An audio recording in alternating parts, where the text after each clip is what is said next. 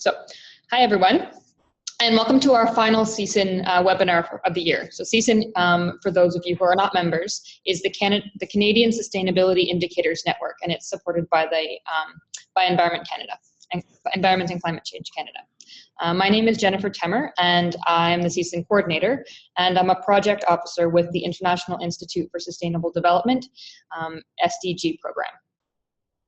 So as I said previously, today's presentation is going to be recorded, and it'll be made available to CSIN members along with any other related presentation materials. If you would like a copy of the presentation but you're not a CSIN member, you can contact me directly at jtemmer, T-E-M-M-E-R, at iisd.ca. And we'll also have this recording up on the IISD event page website. If you should be muted, but just in case, if you do have a microphone, please check to make sure that it is on mute, just so that we can minimize any sort of background noise. Today's webinar will run from 10 to 11 Central Daylight Time. So I'm here in Winnipeg, just so everyone knows, out on the prairies. The presentation will last around 30 to 40 minutes, and there'll be some time at the end for questions. If you do have any questions, you'll see that there's a Q&A box. You can type your questions into there, and we'll make sure to respond to them at the end. Please hold any questions you have until the end, unless you want to just type them in the box and I will read them after the presentation's finished. So I can show you right now, actually. Maybe I can't. And if you have any technical issues, you can also send me an email at jtemmer@iisd.ca. So today we're going to hear from a presentation on developing indicators for sustainable agricultural standards. I'm very happy to introduce you to you today, to our speaker today, Daniele Giovannucci. So Daniele is the president of the Committee on Sustainability Assessment, and he leads a network of global partnerships that are a hallmark of its participatory learning process for improving sustainability practices. His enthusiasm for a pragmatic approach to research and development stems from 15 years as a business executive in food-related firms. Later, as a senior consultant to the World Bank Markets and Agribusiness Thematic Team, he helped evolve the design and sustainability components for many rural development and agribusiness projects for nearly a decade. He has developed or managed projects in more than 30 countries since he began working on sustainability issues of developing nations in 1992. Over the last 15 years, Daniele has led or contributed to the strategies of a number of major development institutions and several governments. He led the global team formulating the strategic input on food and agriculture for the United Nations Division for Sustainable Development, and for the landmark Rio 20 Earth Summit launch of the UN SD 21 report. Downloads of his published work rank him in the top 1% of more than 300,000 professional authors tracked by the Social Science Research Network. And his newest major works, which are co-authored, are Sustainable Development in the 21st Century, which is a United Nations DESA, and Measuring Sustainability, COSA findings in 12 countries for coffee and cocoa. So with that, I will pass the reins over to Daniele to start the presentation. Thanks, Jennifer. I really appreciate the opportunity this morning to be with you, especially with colleagues at IISD, an institution I hold particularly dear, not just because of several warm personal relationships with its staff, but also because it was one of the progenitors. It was one of the founding partners of COSA, and arguably I would say the most important one, because it really helped us guide and fund the early processes that tested what we are doing today. And so a belated and always present thanks and gratitude to the institution and to you all. And thank you also, of course, to Jennifer for arranging this discussion. I am not a big fan of monologues, especially here in front of a computer and with you all in front of computers where we can't really see each other. So I will try to keep it relatively brief and instead rely on the collective, the group genius, if you will, of a discussion to get to the things that are most helpful to the folks who are participating in this session today. So hopefully that works. And let me begin with a handful of slides. I promise not to kill you by PowerPoint, but there are some things that are better done visually. And so the focus today is a little bit on the process, or what we've learned from a decade of developing metrics around the world for a number of institutions, so that they can help to, and when we call it managing sustainability, it of course, to do that well, you first have to understand it. And so getting the metrics right is a critical piece of all of this. We have, certainly from my background, and I suspect for others on the call, we're all overly familiar with the plague of activity-focused development, which is the doing of things, right? The well-meaning provision of credit or inclusion of more gender equity in programs or training, et cetera, et cetera.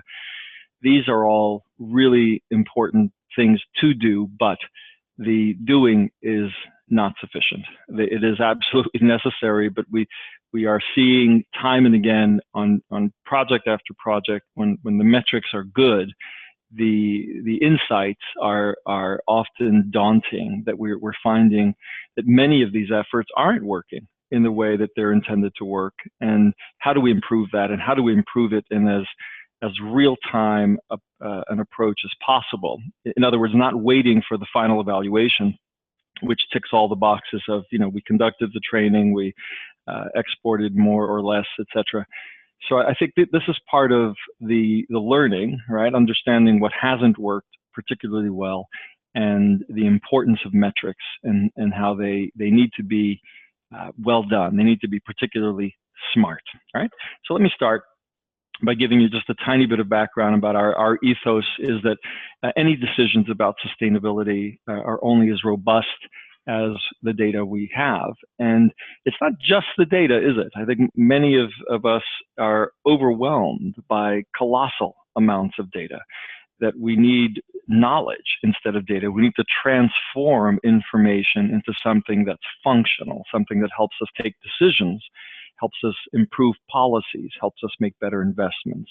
And I think that's critical. And it's critical not just from the development side, if you will, the helping organizations, but it is particularly critical from the side of the partners we ought to have in development, which are in our work at least, focused in agriculture, and those are the producers and the communities in which they work and live. And putting data in their hands is, as long as it's digested and it's in the form of knowledge, is arguably the most important thing we could do, right? Because we're dealing with intelligent people, often farmers, who are at the helm of their own processes, at the helm or at their cause in their own results, and we need to help make them active partners in any process of learning. So that's why we think this needs to go far beyond data. The indicators are the first step. Their interpretation, the distillation, the clarity about them is also vital. So who is COSA briefly? We are an independent, we're a nonprofit consortium. There are over 50 institutions that participate in that, and our purpose is essentially to accelerate agricultural sustainability through this idea that we just mentioned, this idea of transforming data into knowledge. So robust monitoring and robust assessment. The rationale for a lot of these processes is often, I think, pretty self-evident to the group that's joining us today, that there are a lot of questions that come up. They come up particularly where we do most of our work in developing countries, but we also advise organizations in North America and in Europe as well. And in these cases, the questions aren't all that different. They aren't all that different in terms of how to get the data, what should we be measuring, what kinds of sampling, how do we do these things consistently so that there's learning. And so there are a lot of factors that come into play when you're seeking solutions to the issue of good metrics or of indicators for measuring a standard or measuring sustainability. For us, briefly, I didn't mention, and I should at least give a nod to the kinds of institutions that are part of COSA. You'll see your own older logo, unfortunately, here on this graphic. So there are obviously large global organizations that we collaborate with, but also, and I think most importantly, many of the organizations that are in the countries where we work, so the local organizations, because for us, the objective isn't to just develop these things in a vacuum, it's to develop good metrics with the local partners so that we have not just the appropriate context, but are also building the capacity of that interlocutor. And that as we pull away from a country or a sector, that they're there to continue the work and to help do it, hopefully at a lower cost and at greater scale than they ever could before. So in various countries, you'll see a handful of these logos, whether it's the Indonesian Coffee and Cocoa Research Institute or the Instituto de Estudios Peruanos or the University of Ghana. All of these kinds of organizations are vital to our work and being present. So everything we do is part of a collaboration, because we believe that sustainability is so complex, so highly contextual, that without the benefit of a collective genius, of group work, that we're really often shooting in the dark. And quite frankly, none of us is that smart. After a few decades of working in development, I find the thing I learn most is how little I know.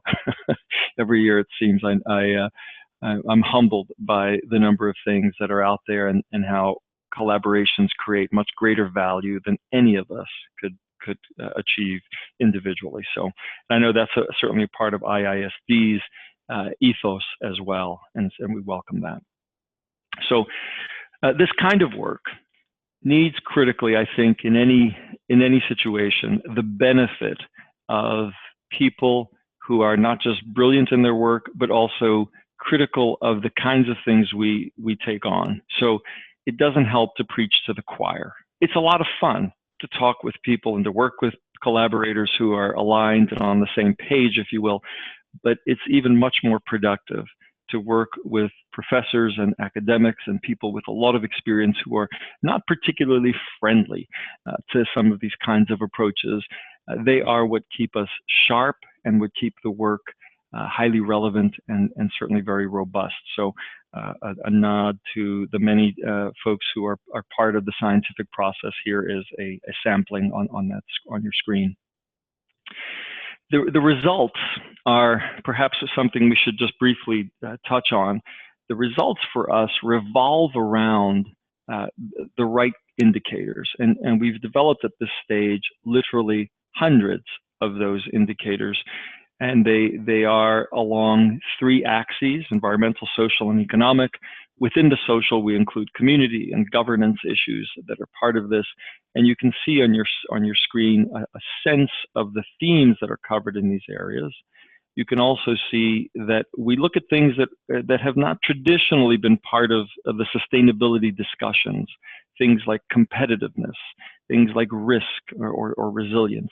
We think these pieces are critical, especially for organizations or for farmers that are participating in global supply chains, or increasingly having to meet the demands of almost a consistent level of global requirements, whether it's in a developing country or in a more advanced economy.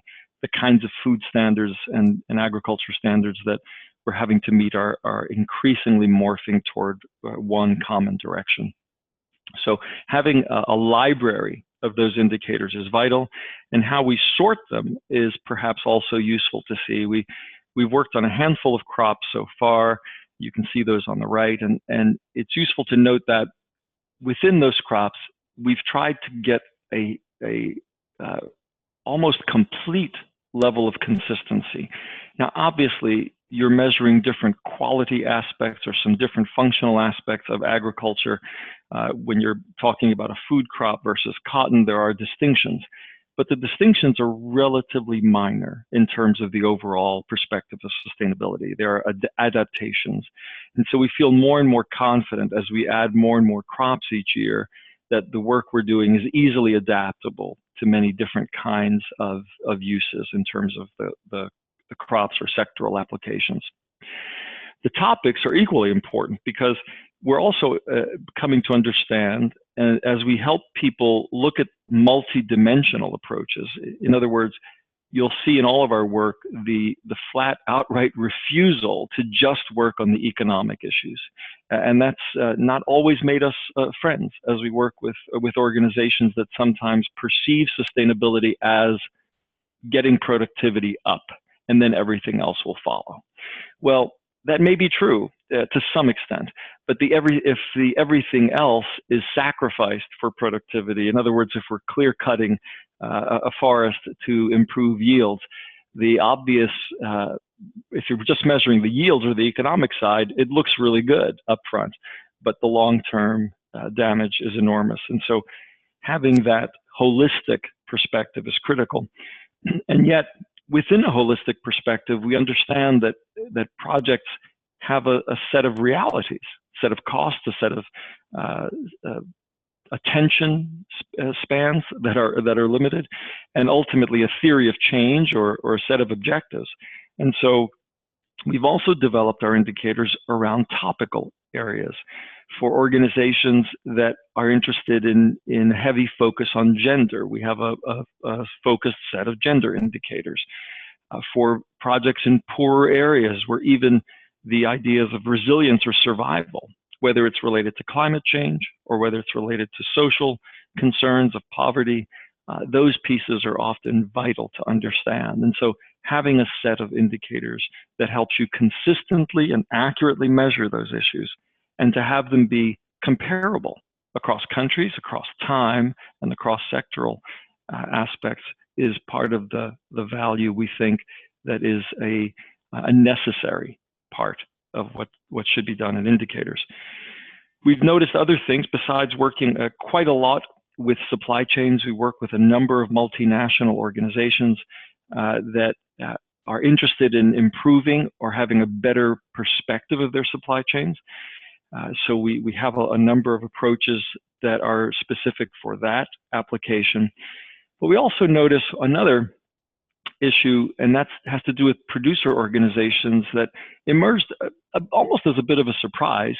We understood that they were important, but we were surprised when we were measuring formal sustainability standards, organic, fair trade, Rainforest Alliance, UTZ certified, and many others, that on more than a few occasions, the results were more dependent on the quality of the producer organization, whether a cooperative or an association or whatever, than on the actual standard itself. And that was interesting to learn. And so we realized that we need to understand, especially if we're talking about small farmers, we need to understand the effects of those organizations, their efficiencies, their governance. So with 30 different institutions, we spent a couple of years, and we're about to launch an online tool that will be freely available on the web for people to do their own assessment of their organization. And we've identified 13 different segments or areas, categories of assessment that enable us to really look at those organizations, have the right diagnostic that's relatively easy. It can be done in a couple of hours to get the most basic sense of an organization. So if you're working with them in a development project, you know what their strengths and weaknesses are right up front. And they too can know what they are because that information is shared, and they can focus on whether it's a prescriptive approach or a particular area of strengthening that they could use and therefore be of greater service to their members. So each of these topic areas has a focus. Of course, the primary and the most common one is around farms and farm workers, but we're also working on a new development with a number of companies and one of our global partners, Conservation International, to develop indicators for landscapes or if you will, sectoral indicators that address the concerns that many have, that we're working with this group of farmers, but there's still many bigger picture issues that affect the outcomes. And so looking at environmental landscapes, looking at social landscapes of communities and safety nets, etc., and looking at economic landscapes of labor pools and opportunities, for example, that affect the overall efforts of a project or an investment. These are important facets, and so we're looking at these topics all together and in particular focus, with laser focus in a few of these areas, as you can see.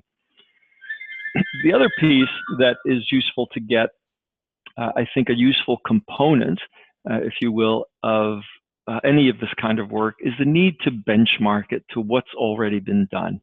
We keep reinventing the wheel. It's particularly daunting to see tons of money wasted every year and lots of very smart people wasting effort to recreate things that are already there, that folks have spent years discussing, debating, and finally formulating. So all of our work builds on literally dozens of international or normative references. They range from the SDGs to the kinds of things like the Stockholm protocols, et cetera, that are here, and even the Winnipeg work that was part of the early contributions of IISD.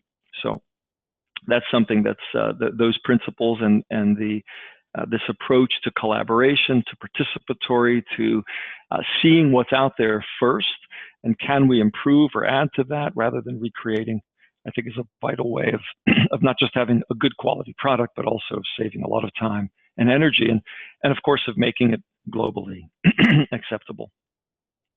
So what are the challenges?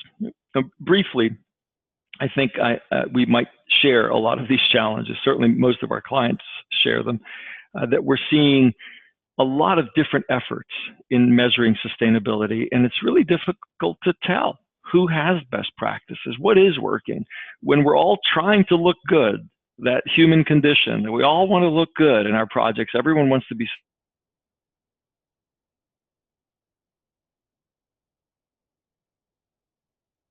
and activity reporting, right, quite often. So where are those best practices? Are we really getting to them? Are we able to distill them? Because without that, it's pretty hard to scale anything up. We're seeing also that, typically a lot of the strategies that people undertake are repetitions or rehashing of what we've done in the last 10 years. They're not data-driven. And we're beginning to see, unfortunately, not so much in the development arena. Not so much. There is some of it, but mostly in the corporate sector, this interest in actually looking really hard at what we've been doing. We've been investing money in processes and projects and wondering, are they actually working? We've been doing this for 10 years, 20 years, and we don't see much difference. I think that's a good question to ask. Are we getting returns on investment, returns on our sustainability investments? That's a critical question to ask, because otherwise we're wasting money that needs to be dedicated to sustainability and to the people for whom it really matters enormously, and that's all of us, not just farmers. So we also see that without good data, that the stakeholders in the field often have very little voice. We're not hearing them. We're not really listening to them. We listen only to the answers to the questions that we ask quite often. And I dare challenge us all that we're sometimes not asking the right questions. So we're not hearing the voice of the stakeholders that we work with. And that's where data becomes critical, the right indicators again. And of course, on the other side of that scenario is the difficulty we have in learning. If we have different indicators used in different countries for productivity, for things that are simple, right, that can easily be comparable across countries, across sectors, across crops, it's very difficult to learn. We have common metrics for everything. We use it for discussing temperature, for discussing exchange rates between currencies, for mathematics. We all would agree that 2 and 2 is 4. Those are just agreements. They're just agreements, and we need to have those agreements in place for sustainability. Otherwise, it's impossible for us to learn, to compare, and to see what's working. So the other side of these indicators are the solutions. What do you do with them, right? They don't just live in a vacuum, and for us, at least, there are two directions of that. One is a series of advisory services that we think are important that we provide to organizations, to partners, and to clients that work with us, whether nonprofits or for-profits, it doesn't matter. We're agnostic in that sense. But we help people to design processes, to select optimal indicators, to look at impact pathways so that we're able to determine during the process rather than at the end of it if we're heading in the right direction. Helping with local training, building capacity in institutions to do this work so that we're not constantly hiring consultants and having the quote experts coming in, building local capacity. So a lot of these facets that you see on the right, including analysis and calculations of multidimensional returns on investment, seeing that they're not always financial. Right? Investments can easily give social returns or environmental returns, and there is more and more work looking at how we balance that perspective, that the returns on investment are not just looking at the financial ones, right?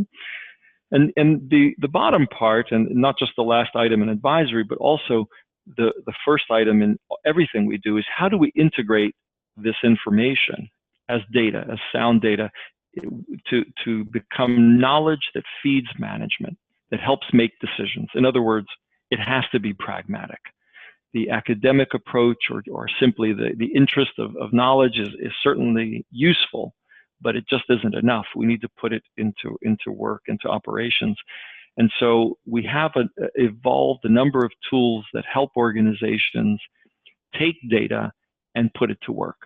So performance monitoring, a very low-cost way of having a project or a supply chain work on its own metrics, self-reported, and I'll show you a dashboard in a moment for a way to get a group of organizations or people working collaboratively together and driving that work in a very simple and elegantly simple solutions to managing data. Of course, all of the usual approaches to traceability and how that integrates the sustainability. Are we targeting the right people with projects and investments? Issues of compliance that corporations have and even projects sadly constantly continue to use checklists, these rather naive, almost sophomoric approaches to sustainability. Just check the list. Do you have child labor in your supply chains? Of course not. Does anyone check yes to some of these, right? Of course not. So these naive approaches that just don't work, we're trying to improve those ways of looking at things by bringing teeth to these processes, by putting indicators and things that can be verified at relatively low cost into operations and supply chains. So ultimately, the goal of all of this is to see where we're going so that we can, in the end, have impact. And perhaps the biggest part of the work, not in terms of the amount of time we spend or the work that we do, but arguably the most important is all of this is useless if we don't have an impact at the end of the day. And that impact needs to be adequately measured. And that world of impact assessment has come such a long way in the last decade. We're now able to really much better understand processes, understand how to capture the counterfactual, understand how to estimate and look at those controls, but also to do much more sophisticated types of analysis without spending a fortune or spending years in doing that. So getting to impact assessments is an important part, I think, of all of this work. It's the ultimate affirmation that you did something well, or the learning that helps you do it better next time. It's not about evaluating. We in fact try to avoid that word and instead consider the idea of impact as learning. And then let me just give you a little and close with these two slides, a little bit of a sense of how we look at these the idea of data.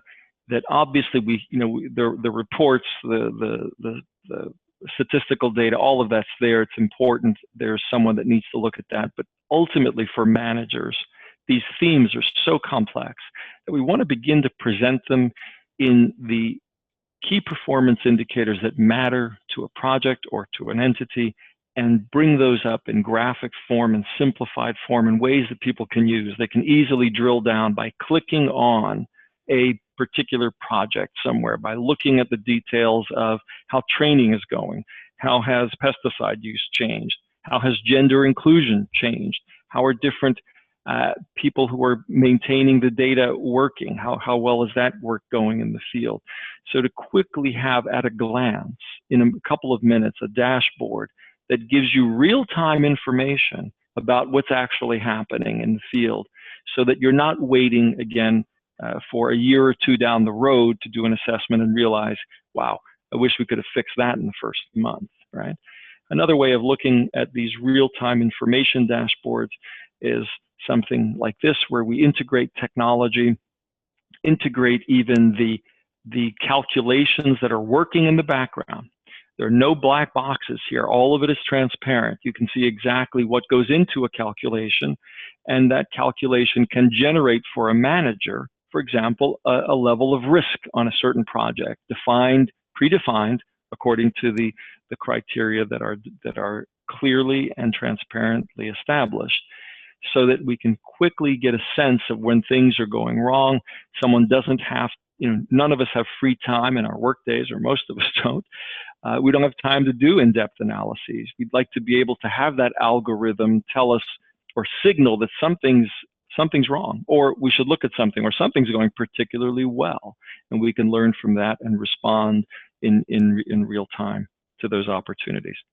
So let me stop there with this bit of an overview of a process, and to discuss with you, hopefully take some questions from you, have some thoughts about what of this could be useful to you, what of it works for you, what of it might be you might want to challenge even. Happy to address all of those. And thanks again to Jennifer for moderating this process. I'll turn it back over to you. Wonderful. Thank you very much, Daniele. That was very interesting. I do have a question. Mm-hmm. So are the indicators universal, or do they need to be contextualized? So how do we make sure that the indicators that we're making up are coherent with global initiatives such as, the UNFCCC and Kyoto protocols and those sorts of things? Mm-hmm. And how do you build consensus around those indicators that can be useful to report on a particular situation? Right.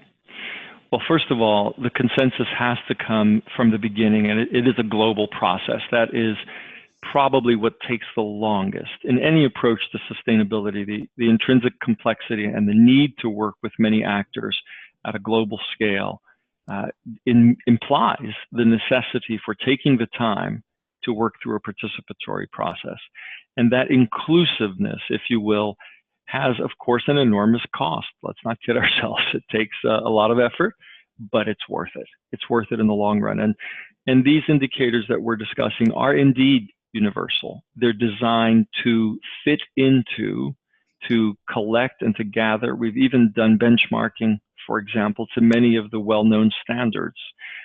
For example, if you're wanting to know the impact of fair trade or organic or Rainforest Alliance certification, we took the time to make sure that these indicators gather not just what has been already established globally under various norms or agreements or protocols, but also what the many of the public standards are establishing, or even the private standards in some cases around food and agriculture systems that are proclaiming or advancing sustainability. We need to be able to capture that as well. So this idea of universality is critical. It is absolutely no different than the agreement that 2 and 2 is 4 is a basis for mathematics. Without that mathematics, we don't have geometry, we don't have engineering, and we don't have bridges. And it all is on the basis of those simple agreements. And if we're going to build bridges in the realm of sustainability, to work together, to be able to understand each other, I think we need to have these common agreements from the beginning. And I want to stress that they're not COSA indicators per se. I mean, COSA is a lot of different organizations, of course, so we could say they're the indicators of many organizations.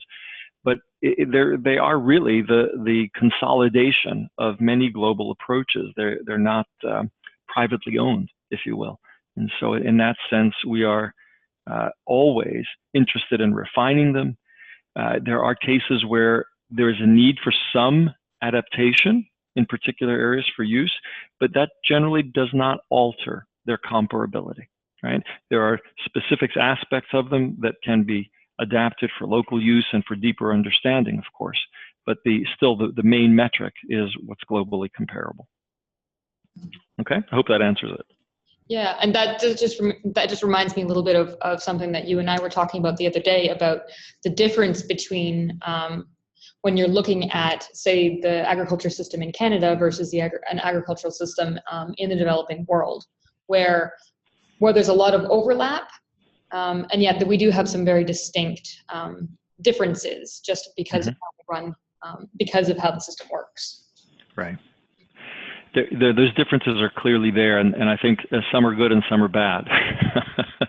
No offense to my Canadian friends, of course, because they are an amazingly successful agriculture sector, of course. We also tend to have two sort of parallel systems running beside each other. So we have the local organic movement and more sustainable agriculture, and then we have conventional agriculture, which is not necessarily unsustainable. It tries to bring elements of sustainability into it, but we do see that within our reality, what happens is that it tends to be more corporations that are they're driving the sustainability movement within agriculture, in part to be able to report that back to the public who wants these things to happen. So I think of ideas such as like corporations such as McDonald's who are trying to source grass-fed beef and that sort of thing, right? Yeah. So it's really corporations who are dictating what the sustainability means in North American or Canadian agriculture, but at the same time, I'm not sure if there's a link between what's plausible and practical for farmers and what the dictates of corporations are putting forth, right? So there's that gap. So participation, that participatory element is very, very important as a result of that. Hank Vedema here. I'm sitting beside Jen in Winnipeg, and I just want to sort of amplify Jen's comments. There are these countervailing tendencies in developed world agriculture for sustainability in the value chain, as I'm sure you're aware of, Daniela. The farm to fork movement concept as an example thereof. And I mean, the general, which looks at decarbonizing the value chain in sort of conventional agricultural systems. And I guess the question is, are those valuable to you, those supply chain decarbonization efforts? And the other question is around agricultural watersheds. Some of the highest risks to both developed world agriculture and developing world agriculture are high impact hydrologic events, floods, droughts, the like. And those are sort of larger scale geographic phenomena, like sort of amplified or mitigated by collective watershed management behaviors. Can you comment on there's sort of two points there? Sure. And I'm not sure if it's me that's fading in and out or you. Hopefully we can hear each other. Did you finish? I didn't want to cut you off. Yeah, so the sort of supply chain decarbonization movements and watershed management issues. Right. Well, I'm glad you brought up the two lightweight, easy topics to start. But I appreciate it. First of all, the supply chain piece. I think the same metrics should apply to every kind of agriculture. There's really, agriculture is agriculture. There are obviously different approaches to it. If we're not using the same metrics to measure them, we clearly will be talking at cross purposes. One of the first lessons I had with Jason Potts was sitting in with us then in Brussels, I think it was, with a senior person from Nestle and a senior person from Oxfam sitting across the table, having a very heated conversation using precisely the same language in precisely opposite ways. And so I think that we have different perspectives. If we're not using the same metrics, we're in trouble. The corporate drive to define for themselves what's sustainable, I think, is really the result of the failure in the public sector to define what is, I think, inarguably a public good. right? Sustainability. So if we cannot actively define that as a society, and a corporation that is to at least some extent accountable to its buyers, its shareholders, as well as its clients, its customers, they are defining them themselves. We work with McDonald's as an example, and they actually put a lot of time and energy into thinking through these processes and looking for optimal solutions within what is arguably one of the more complex supply chains in the world, and one of the most demanding ones. So these are factors I think that we need to consider. That we need the same metrics. They shouldn't be different for a small organic farmer or a big, say, a large commercial agribusiness. Obviously, they'll be having different components that will be at play. Not every indicator will apply to everything, but the same indicators can easily be used on both. For example, soil quality, right? Water use. Those things are, they can be the same in terms of a per hectare basis.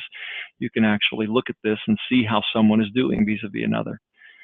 The big issues of water are ones that are, this is obviously along with climate change, the other major challenge, perhaps even the bigger challenge of the future, the issue of hydrology. And there are folks at the Pacific Institute, Jason Morrison, and just folks around the world, of course, who've been working a lot on these topics and whose work I respect enormously.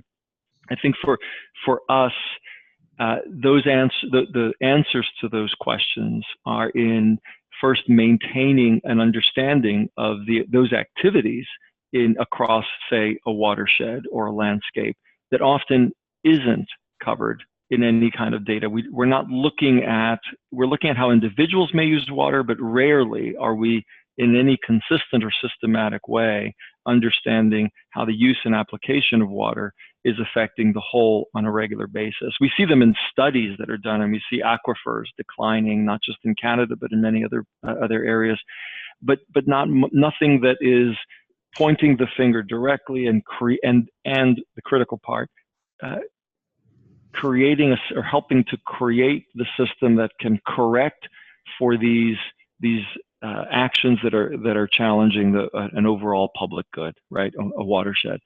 And so I think that vital part is missing. I think that in many cases, I'm not sure about the Canadian context. I would suspect that it has pretty decent reporting, but I know in other cases, a lot of that reporting is heavily suppressed. It's a global problem, and no one really wants to push the agenda onto the tables of those that are creating most of the.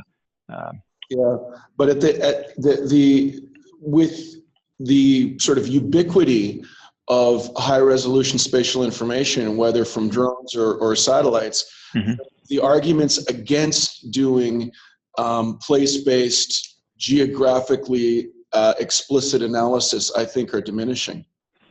Agreed.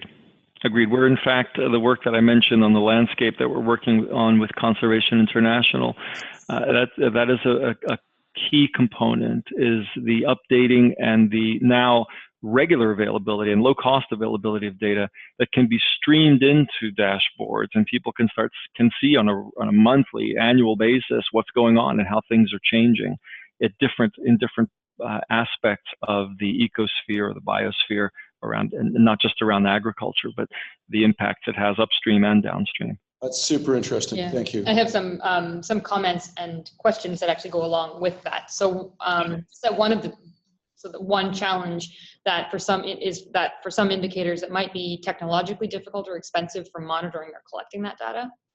And I think that mainly of environmental indicators like soil carbon and nutrient balance, those sorts of things. So are there workarounds or proxies that you can use? And that sort of feeds into two other questions just around, if you can elaborate a little bit on data needs for assessing the different indicators, and what indicators have been most challenging to measure globally? Great question. So proxies, I love that word. In sustainability, to do anything well, it's expensive, right? To measure carbon. So, you can spend a lot of time. To look at biodiversity on one farm, you'd literally have to camp out there for a period of time to look, soil biodiversity, large animal, insect, bird. There's so many things going on, right? And so we realized that that this is the perfect example of perfection being the enemy of the good enough. And we know that we have to take action now. And nobody's got the kind of funding, or hardly anyone has the kind of funding to really look at these things in depth, or the time, the years it takes to do that. And I'm not saying we shouldn't do that. We, of course, should do that. We need the science. But proxies are a critical part of how we can start moving, at least in the right direction. We may not know if it's 5 degrees north-northeast, but we know that it's generally north and east where we need to be moving, for example. So having that general compass point is critical, and having proxies is what gives us that. So all of our indicators, I should have mentioned this up front, we went early on away from the heavy science approach, realizing that there's just no way this is going to make the difference we need in the time frame we need. We need to give people tools they can use on a daily basis at relatively low cost to make sound decisions. Not perfect decisions, not the most informed decisions, but sound decisions. And so proxies are key to keeping costs low for any of these approaches. So all of our, not all, but many of our indicators, especially in the environmental frame, are by necessity proxies. And increasingly, we're looking in our next phasing up of that. And we've developed them with, our partners in that have been Rainforest Alliance, Conservation International, with WWF a number of years ago, with the Nature Conservancy, and with organizations in the Global South, Salvanatura, Imaflora, and others. So looking for those proxies that everyone can align with is a critical part of this. Then you asked 2 other questions, and I regret that I didn't. Let me ask you to bring them in. So the first one is just, can you elaborate on data needs for assessing all the different indicators? Mm-hmm. And the second question is, which indicators have been most challenging to measure globally and why? Great questions. So data needs. It's amazing how many decisions we take with very limited data every single day, right? And you don't need enormous amounts of data to take a reasonable decision.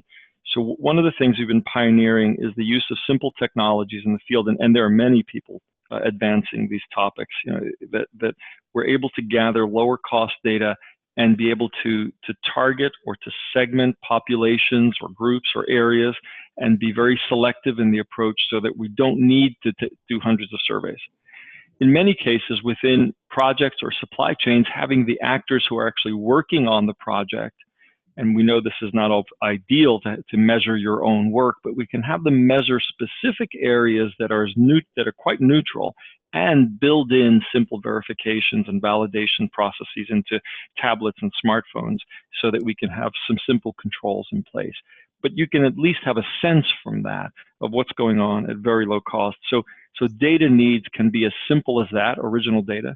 Of course, the concepts of data becoming more and more available on the web, whether it's geospatial or other data, and that having that feed into these dashboards or these discussions is part of the future growth in these areas.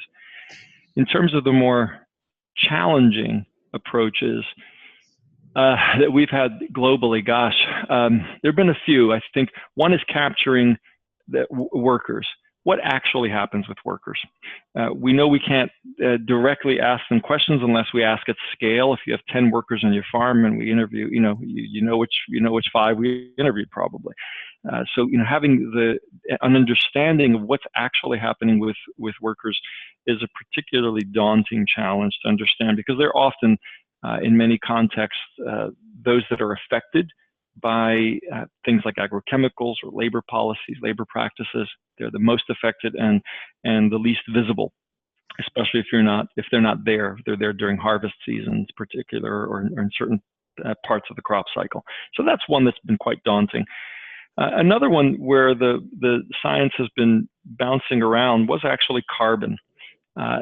Despite all the work that's been done, we gathered at one point, much to my frustration, over 36 experts in the field to determine what's the one or two, what are the simple proxy approaches we can use, and we got about 36 answers.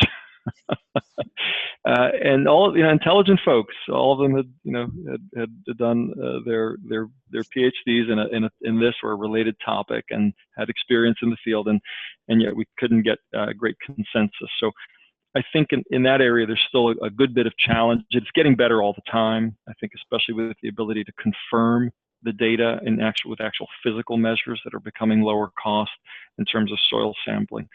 So those are a couple of the larger ones, I think, that are important. And I think we're most of the others, though, that have been challenging, like looking at communities, trying to understand the definitions of a landscape. What do you measure? How far do you define it? But those are the kinds of things we've hammered out from experience. And while there's no single perfect answer, we think we've come to some optimal approaches for most of the others. So that's I guess, yeah, that's what I would say are the two most challenging.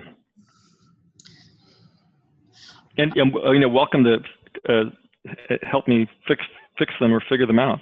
If anyone has any thoughts, we're quite open to continuing collaboration to improve those. I have another question. You mentioned capacity building, but the big issue is how to identify good entry points to building capacity around measuring those indicators. Entry points to building capacity. Well, the first one is an interest, a clear interest. So, does an institution really, are they in this work? Does it have a payoff for them? I think is the first question that we ask when we look at a partner. The second one is the commitment of staff and time, because it's not something you learn in a couple of months. You have someone who may be an agronomist, someone else who's maybe have an environmental background, another one who has an economics background. So they all have to learn, whoever we're working with, across their fields of expertise. And that can take a little bit of time. It can take a fair bit of training. So a commitment is quite vital to that process. For us in developing countries, it's also about picking an institution that's highly credible in that country.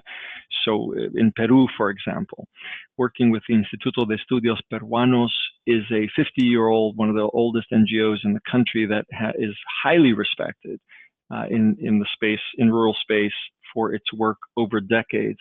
And its executive directors often go on to be ministers in governments, pretty typical. So they're not only experienced and respected, they're also well connected, so that the information that we impart or that flows through them gets disseminated, gets heard. And that's important in many places. Is having the right partner does make a big difference. So just another comment. So BirdFriendly is a certification created by the Smithsonian Migratory Bird Center, and it's considered the strictest of the third-party environmental standards. So is meeting strict standards a good idea in one? I think it's meeting strict standards is a good idea in one area, as it will have co-benefits in the others. So looking at worker health, tourism, that sort of stuff.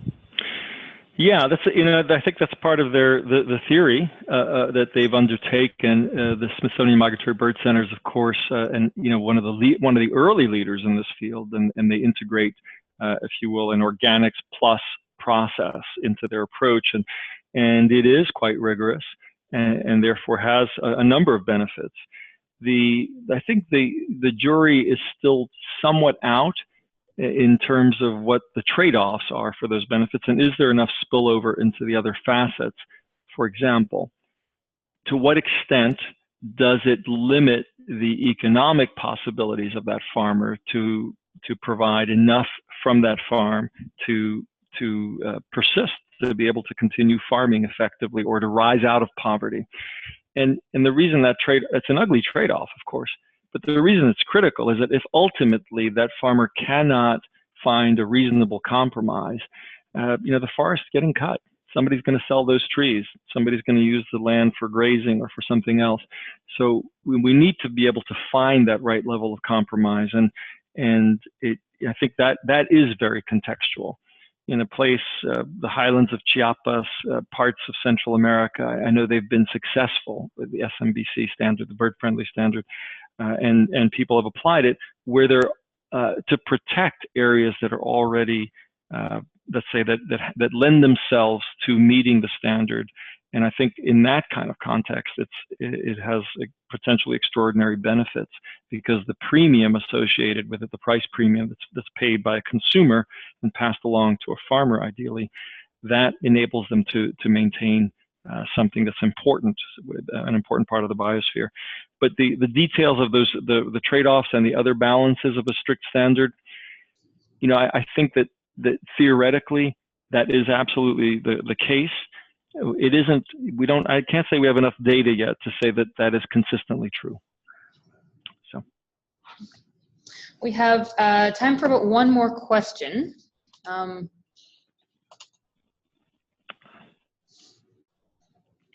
it's a good one.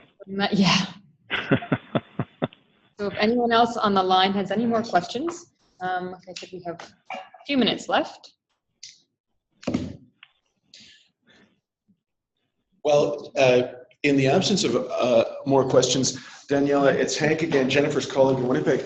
I would be interested in knowing more about your work with Conservation International.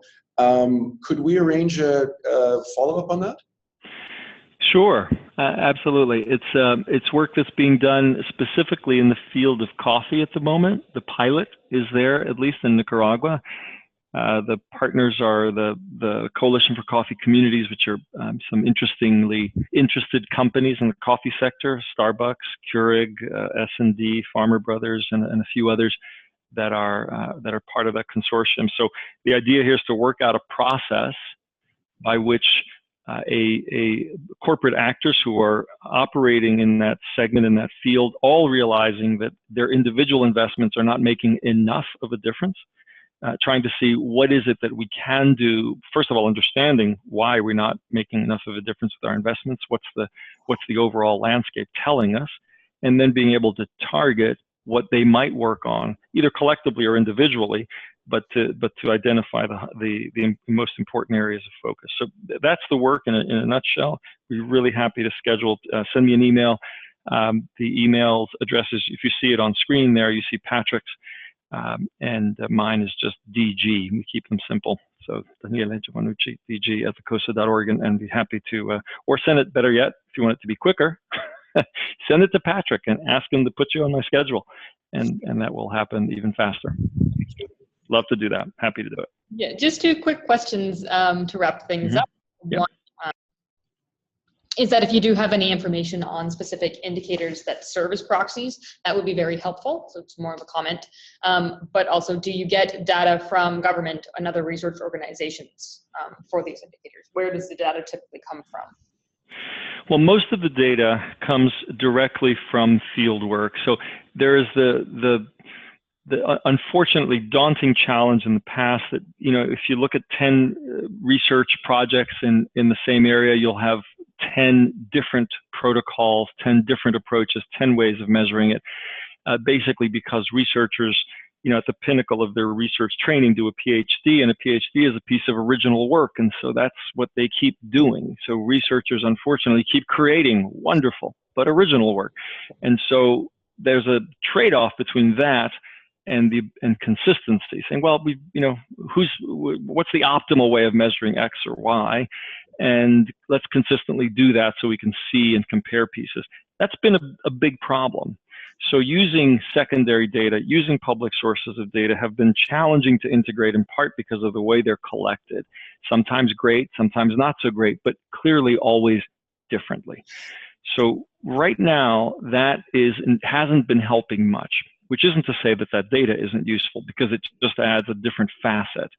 One of the challenges we're facing, and this is part of the whole this project on landscapes with Conservation International, is how do we take that big data, and we're starting conversations with other organizations as well that work in that field of big data. How do we take that and integrate it into the flow of the decision making? Because it's not that data isn't important or isn't useful, and often it's quite costly, right? So it's there. It's a great public good. But the integration process isn't really clear yet, and I think that's a heck of a nut to crack. It would be a great one. It is one that we also have to face, we are facing, with the SDGs. How do governments measure the Sustainable Development Goals, for example, that they've committed to reporting against? If every one of them has a different way of measuring that same SDG, well, we have indicators for them, but the indicators are too generic. The specificity isn't there, so you can have very different levels of achievement reported as being the same. So that is still a challenge. It's one that I think as more and more of our ability to work with data increases, we'll be able to better and better integrate these other flows of data, because it's a darn shame to not be able to use these enormous public goods. So we're really committed to trying to do that. We want, and just to take one last small example, one of our team's personal, as COSA is a relatively small secretariat, 24 people, but that group has a strong personal commitment to getting data back into the hands of farmers. How do we get the data that's important to them and in a way they can use and facilitate it? And I think this is where the combination of big data really comes to a perfect point, because if you can get back to a farmer simple data like, hey, by the way, compared to farmers around you, like you, similar size, your cost of production are 50% more. And by the way, your pesticide use is 30% higher. And the weather shows that we're gonna have rains early this year. So if you're applying something in your field, you may want to do that pretty soon, because in 2 weeks we're getting a monsoon that's hitting 2 weeks earlier than it might normally have. Having that data pushed back to a farmer, or having them even respond to that kind of data, feeding information back, is certainly the kind of integration that we would seek and that would provide enormous value to projects. The ability to have these not even, data's been a monologue, right? Data coming out, researchers get it, we process it, we do something magical with it somewhere, and and nobody ever sees it again. Certainly not farmers usually. Except perhaps in the form of a policy admonition somewhere. But if we can bring that back and convert it more to a dialogue, or even better, integrating big data by creating a multi-log, if you will, many of us having these discussions and feeding information to each other in flows that are vital, being able to select the right ways of doing that could make a huge difference to the outcomes we see, because these are just silos. They're just a ton of silos and a lot of resources spent that are not being used. So fully committed to that, and thank you for that question. Yes. Well, that's all the time that we have for today. If there are any outstanding questions, then I can make sure that they get sent on to Daniele. Thank you very, very much, Daniele, for your presentation today. That was very interesting. I definitely know I learned a lot. Thank you. Thank you all. Really appreciate it. It's been a pleasure. As I said at the beginning, this has been recorded, so if you do want a copy and you are not on the CSIN mailing list, then you can just send me an email directly at jtemer@iisd.ca, and I will make sure that you get a copy of the presentation. Everyone have a nice day.